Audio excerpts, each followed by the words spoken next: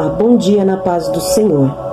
O texto que vamos ler nesta manhã se encontra no livro de Tito, capítulo de número 2, o versículo 11 e o 12, que diz: porque a graça de Deus se manifestou salvadora a todos os homens. Ela nos ensina a renunciar à impiedade e às paixões mundanas e a viver de maneira sensata, justa e piedosa nesta era presente. Há muita confusão em relação à graça de Deus por dois motivos: ou ela é ignorada ou supervalorizada. Devemos tomar cuidado para não tornarmos a graça a quarta pessoa da Trindade, que é composta pelo Pai, pelo Filho e pelo Espírito Santo, achando que nós podemos pecar à vontade. Bom, isso é supervalorizar. Também devemos ficar alertas para não ignorar e excluir a graça, fazendo da salvação o resultado de boas obras conquistadas pelo esforço e mérito humano. Como então encontrar o equilíbrio? Bom, um dos versículos que eu gosto sobre a graça está em Tito 2:11, que diz: porque a graça de Deus se manifestou trazendo salvação a todos os homens. Bom, a informação que nós precisamos compreender sobre a graça é que é ela que salva. Nós somos salvos pela graça, ou seja, não existe mérito em nós, não fizemos obra alguma para receber a salvação, porém Deus, na sua infinita misericórdia, decidiu nos salvar, nos colocar em seu reino e adotar-nos como filhos através do seu Filho Jesus Cristo, que deu a sua vida por amor a nós. Isso é graça. É a graça que nos salva. Veja agora que interessante a continuação do texto no verso 12. Ela, ou seja, a graça, nos ensina a renunciar à impiedade e às paixões mundanas e a viver de maneira sensata, justa e piedosa nesta era presente. Bom, se em primeiro lugar a graça de Deus nos salva, em segundo lugar, ela também nos ensina a andar em santidade. São duas faces de uma mesma moeda. De um lado ela nos salva e de outro ela nos ensina a andar em santidade. Os dois efeitos coexistem. A presença de um atesta a existência do outro e a ausência de um comprova a inexistência do outro. Não há como separar isso.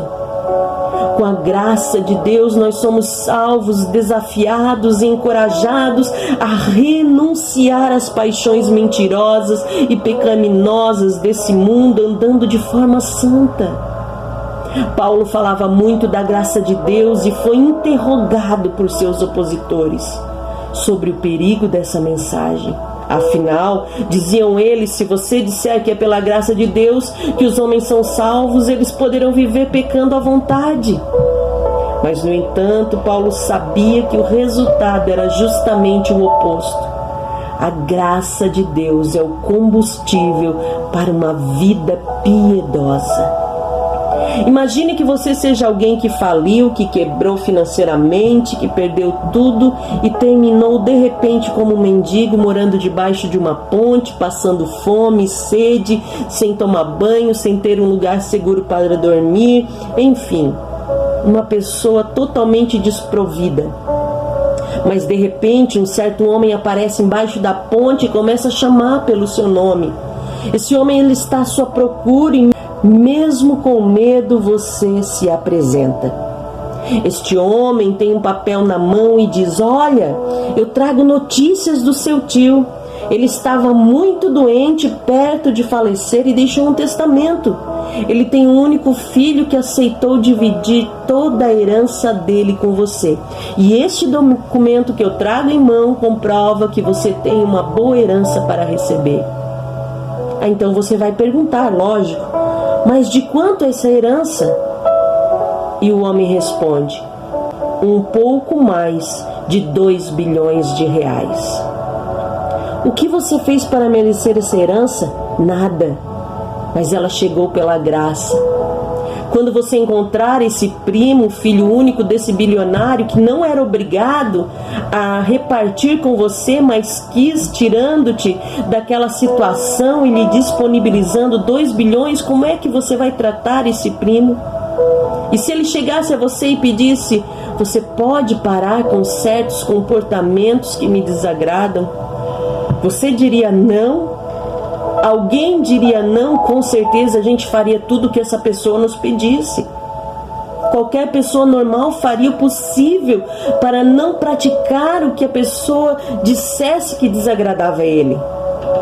Por quê? Porque ele salvou você por pura gratidão. Então eu quero dizer, a graça é permissão para pecar? Não. A graça é a razão pela qual nós não queremos mais pecar. É isso que nós temos que mostrar e falar para Jesus, e mostrar nas nossas atitudes que nós não queremos mais pecar. Ele nos amou primeiro, e esse amor é tão constrangedor que nós queremos o agradar e nunca dizer não para esse Filho único do Pai, o dono do universo, que Ele decidiu generosamente nos colocar no seu testamento. Ei, nós temos parte da herança de Jesus. Isso não é permissão para pecar, mas isso é força que Deus nos dá para vencer o pecado. Porque a graça de Deus nos salva e nos ensina a renunciar às paixões desse mundo. Sabe por quê? Porque agora nós temos um novo amor, uma nova paixão. Jesus Cristo, o nosso querido irmão mais velho. Que presente maravilhoso é a graça de Deus. E eu quero fazer uma pergunta a você que me ouve. Ao descobrir que a salvação é pela graça, é por meio da fé, você se sente livre para viver de qualquer maneira? Vimos aqui que o resultado da salvação é uma vida de renúncia. É uma vida que procura viver de modo agradável e santo para o Pai. Qual foi a última vez que você se sentiu desafiado e encorajado pela palavra de Deus a mudar o seu caminho? Você não deve supervalorizar a graça e viver como um mundano.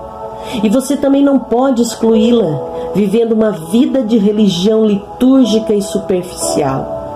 A graça de Deus é tanto a salvação gratuita que encontra o mendigo, como também o combustível para uma vida de arrependimento que busca obedecer àquele que o salvou.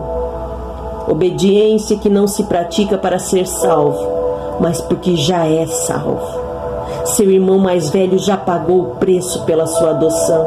Portanto, não há do que se gabar quanto às suas conquistas na igreja. Você não é melhor irmão do que qualquer outro irmão da sua igreja ou de outra igreja. Não, aliás, você não é o melhor do que os incrédulos. Você não é melhor do que ninguém, pois ambos estariam perdidos se não fosse por Jesus. Mas por outro lado, aquele pecado, aquela fraqueza e todas as suas limitações não anulam a salvação, pois você já é filho de Deus e herdeiro de tudo por meio de Cristo. Vamos orar?